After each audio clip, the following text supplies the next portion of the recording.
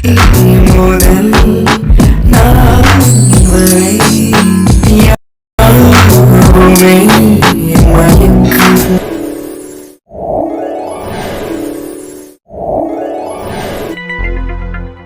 எங்கே போயிருக்குதாம்மா இவ்வளோ நேரம் வீட்டுக்கு காணும்? நான் வந்தேன் 2 மணி நேரம் ஆகுது. எங்கே போச்சு என்ன ஆச்சு ஒன்றும் தெரில. ஒரு வேளை இந்த அம்மா ஏன் தான் இப்படி பண்ணுறாங்களோ. ஐயோ கடவுளே, இந்த எடுப்பட்டவன் வாசல்லே உட்காந்துட்டு இருக்கானே, நான் எப்படி சமாளிப்பேன்? ஐயோ எனக்கு ஒன்றும் ஐடியாவும் வர மாட்டேங்குது. இவனை உள்ளே போய் உட்காந்து சார்ந்த என்ன அவனுக்கு வெளியே வந்து இப்படி உட்காந்து வேவு பார்த்துட்டு இருக்கானே. அநேகமாக எனக்கு அதை காத்துட்டு இருப்பான்னு நினைக்கிறேன். என்னத்தை சொல்லி சமாளிக்கிறது ஒன்றுமே புரிய மாட்டேங்குதே கடவுளே. சரி எதையாவது சொல்லுவோம், முதல்ல என்ன கேட்குறான்னு பார்க்கலாம். ஏண்டா ராஜேஷ், வாங்க மேடம். எங்கே போய் ஊர் சுற்றிட்டு வர மாதிரி இருக்கு? எங்கே போயிட்டு வரீங்க? அடே தாயை பார்த்து கேட்குற கேள்வியை கேட்குற நீ வாய்க்கு இருக்குன்னு ரொம்ப நீ பேசாத. ஆமாம் ஆமாம், நீ பண்ணுற வேலைக்கு நான் உன்னை இப்படி தான் கேட்கணும். இவ்வளோ நேரம் எங்கே போய் சுற்றிட்டு வர? சோறாக்கல ஒன்றும் ஆக்கல. வீட்டுக்கு மனுஷன் வந்து என்ன தெரியுமா நீ பண்ணிட்டு இருக்க? என் பேத்தி வாழ்க்கையை கெடுக்கணும்னு நினைக்கிற உனக்கு நான் எதுக்கு தோராக்கி பண்ணணும் சொல்லு.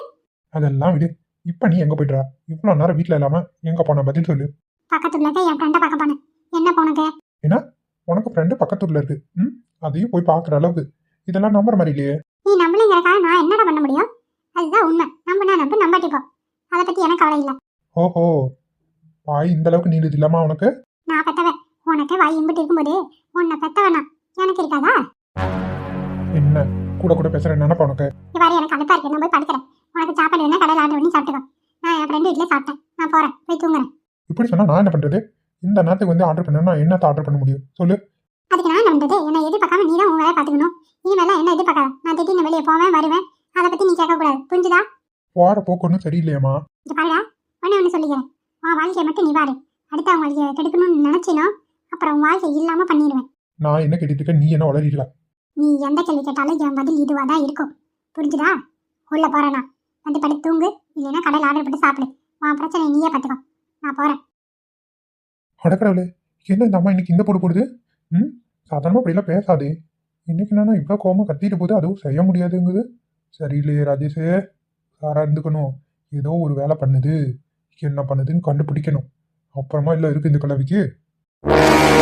எப்படியாவது இந்த வீட்டு பத்திரத்தை எழுதி நம்ம பேர்ல மாத்தணும். எப்படி பண்றது? வந்த உடனே சட்டுப்புடன்னு காரியத்தை ஆரம்பிச்சா கண்டுபிடிச்சிருவாங்க. கொஞ்ச நேரம் பார்த்து தான் ஒவ்வொரு வேலையும் ஆரம்பிக்கணும். ஆமா, கூடி சீக்கிரம் இந்த வீட்டை நம்ம வீட்டில் எழுதிட்டு வீட்டை விட்டு இதில் துரத்தணும். என்ன பண்றது? யோசி, ஏதோ ஒன்று பண்ணணும். அம்மா, ஏம்மா இங்கே கொண்டிருக்கீங்க? பனி இல்லை அதுவும்? அதெல்லாம் ஒன்றும் இல்லைம்மா, சும்மா தான் கொண்டிருக்கேன். என்னம்மாச்சு? உன் குரலும் சரியில்லை, உன் முகமும் சரியில்லை. ஏம்மா, ஏதாச்சும் பிரச்சனையா? அதெல்லாம் ஒன்றும் இல்லைம்மா, உங்கள் அண்ணன் ஃபோன் பண்ணா, அதை நினச்சிதான் கொஞ்சம் வருத்தத்தில் இருக்கேன். இதுதான் சாக்கு. ஏதாவது ஒரு பிட்டை போட்டு பார்ப்போம் என்னதான் சொல்கிறான்னு. என்னம்மாச்சு? அண்ணன் என்ன சொல்லுச்சு? ஒன்றும் இல்லைம்மா, அவனுக்கு ஏதோ கொஞ்சம் கடை இருக்கான். அதுக்கு தான் பணம் ஏதாவது உன்னால் ரெடி பண்ண முடியுமான்னு கேட்டான்.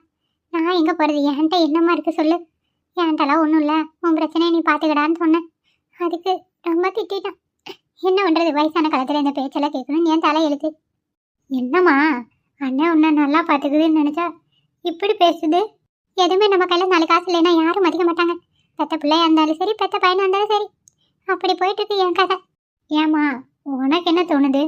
உனக்கு ஏதாவது காசு வேணும்னா சொல்லு, நான் ஏதாவது முடிஞ்சதை பண்ணித்தரேன். நீ என்னம்மா பண்ணுவேன்? உங்ககிட்டையும் ஒன்றும் இல்லை. உன் பசங்க என்ன வேலைக்காக போகிறாங்க? ஒருத்தன் போனால் ஒருத்தன் படிக்கிறான். அதை வச்சு உங்கள் வீட்டு செலவை தானே பண்ண முடியும். நான் என்ன பண்ணுறது சொல்லு? அப்படி இல்லைம்மா, உனக்கு ஒரு கஷ்டம்னா உன் பிள்ளை நான் விட்டுருவேண்ணா சொல்லு. ஏதாவது பண்ணுறேன், என்னன்னு சொல்லு. எவ்வளோ அமௌண்ட்டு தேவைப்படும்? அது ஒரு 5 லட்சம் தேவைப்படும்னா நான் எங்கே வரது சொல்லு? என்கிட்ட என்ன இருக்கு? என்னம்மா 5 லட்சம் சொல்கிற? 5 லட்சத்துக்கு இந்த வீட்டு பத்திரம் கூட வருமானு தெரில. என்கிட்ட வேற எதுவுமே இல்லையம்மா. நான் என்ன பண்ணுறது? அவளே பத்திரத்தை பற்றி பேசுகிறான்.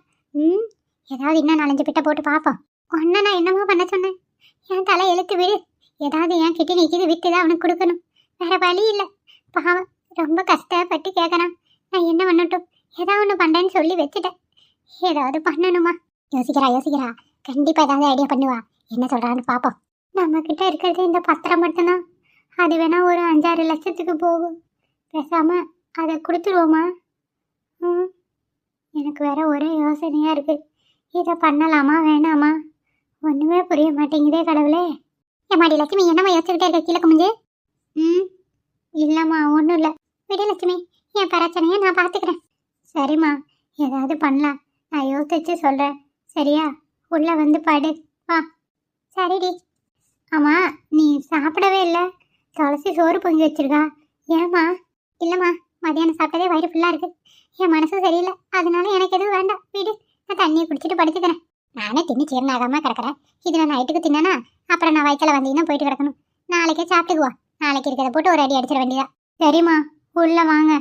சாப்பிடவும் மாட்டேங்கிற. ஏம்மா இப்படி பண்ணுற?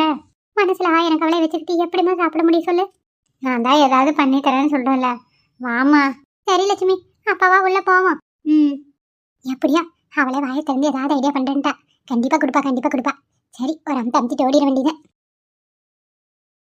நினைத்ததை நடத்தியே முடிப்பவள் நான். லட்சுமி, உங்களுமே ஏங்க இல்லை என்னையா அன்னைக்கு அவமானப்படுத்தின உனக்கு என்ன பண்றேன்னு மட்டும் பாரு. அடக்கடவுளே, என்னது இது? இவர் இப்படி பண்ணி வச்சிருக்காரு. அந்த பூவை கொண்டாந்து ஃபுல்லா இங்க அலங்காரம் பண்ணி வச்சிருக்காரு. ஐயோ, இவனை நினைச்சா எனக்கு சிரிக்கிறதா அழுவுறதா ஒண்ணுமே புரிய மாட்டேங்குது. எப்ப பார்த்தாலும் இதே நினைப்பதான் இருப்பார் போல. இந்த பூவை வாங்கிட்டு வந்து இப்படி அலங்காரம் பண்ணி வச்சிருக்காரு. வரட்டும் அவரு. துளசி, வாங்க, உங்களை தான் எதிர்பார்த்துட்டு இருந்தேன். என்ன வேலை பண்ணி வச்சிருக்கீங்க? இது ரூமா இல்ல பூக்கடையா? ஏன் பொண்டாட்டி, உனக்கு பிடிக்கலையா? பிடிச்சிருக்கு. இருந்தாலும் இப்படி காசு போட்டு பூ வாங்கி கசக்கணுமா? என்ன துளசி, பொசுக்குன்னு அப்படியே உண்மையை சொல்லிட்டா? ஐயோ கடவுளே, நான் வர அப்படியே உளறிட்டானா? பின்ன வேற என்ன பண்ண சொல்ற? காசை போட்டு பூ வாங்கினா கசக்க தான் வேணும். தாலி கட்டி பொண்டாட்டி கூட்டிட்டு வந்து பின்ன என்ன சொக்கேஸ்ல உட்கார வைக்க முடியும்? ஏண்டி? பேச்செல்லாம் நல்லா தான் இருக்கு.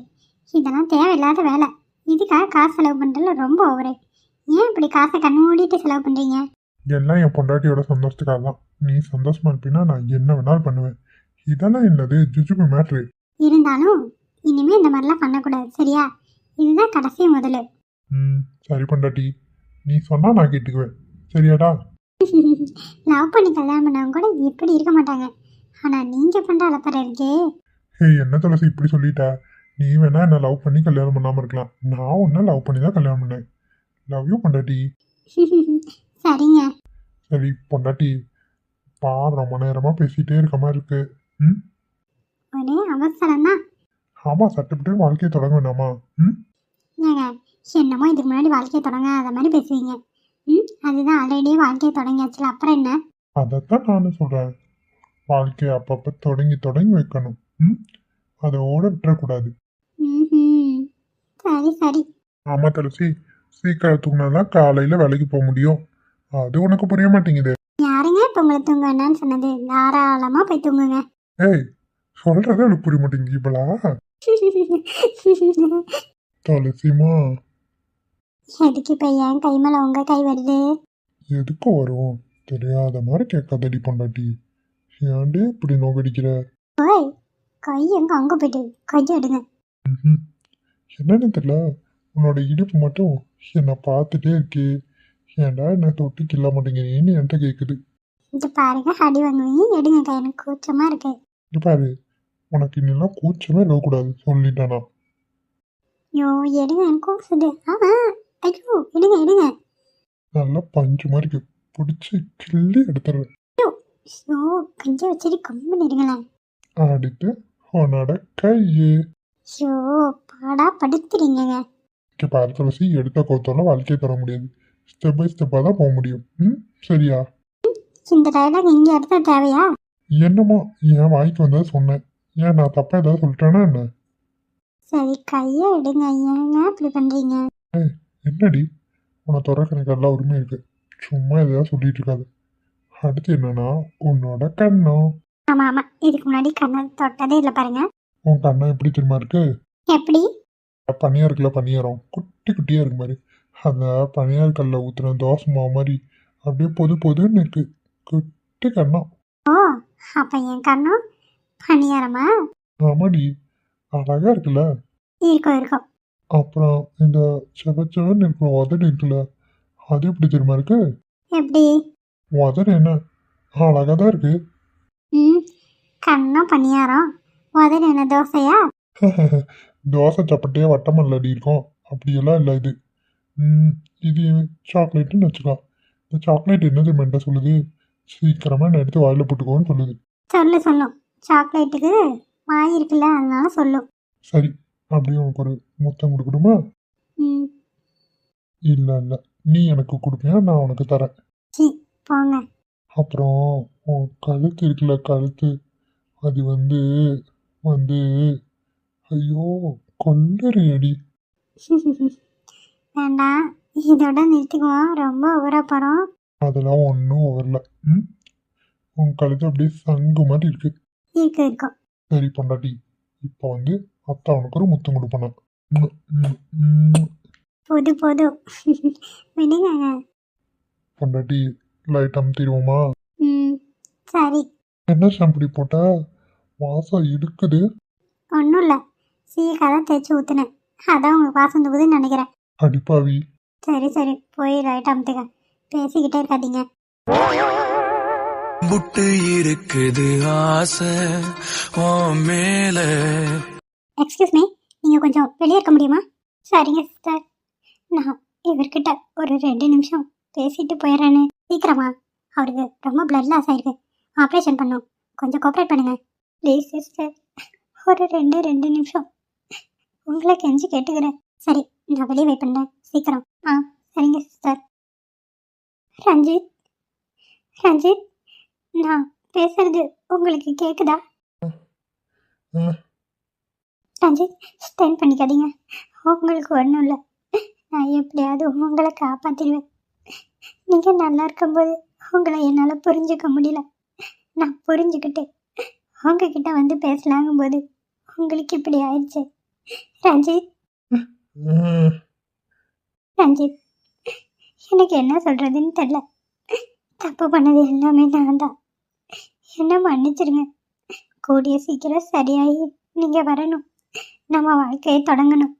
நான் காத்துட்ருப்பேன் ரஞ்சித், நான் காத்துட்ருப்பேன், நான் உங்களுக்காக வெளியே வெயிட் பண்ணிட்டுருப்பேன். என்னை ஏமாத்திராதீங்க ரஞ்சித், சீக்கிரமாக நீங்கள் நல்லபடியாக திரும்பி வரணும். ரஞ்சித் மாதிரி டைம் ஆச்சுமா, கொஞ்சம் வெளியே இருங்க, ஆப்ரேஷன் பண்ணாதான் அவரை காப்பாற்ற முடியும். நீங்களே இப்படி டைம் வேஸ்ட் பண்ணிட்டு கடைசியில் எங்களை சொல்லக்கூடாது. சரி சிஸ்டர், நான் வெளியே இருக்கேன். தலையில் அடிபட்டிருக்குமா, இந்த ஆப்ரேஷன் பண்ணாதான் அவர் பொழப்பறா இல்லையானே சொல்ல முடியும். நீங்கள் அது தெரியாமல் பேசிகிட்டு இருக்கீங்க. சரிங்க சிஸ்டர், நான் போகிறேன், சீக்கிரம் ஆப்ரேஷன் தேட்டரை ஷிஃப்ட் பண்ணும். சரிங்க சிஸ்டர். காற்றில் ஓர் ஓசை கேட்குதே. தம்பி ஞாபகம் உங்களுக்கு இருக்கா இல்லையான்னு கூட தெரியல. சரி, கொண்டு போவோம்.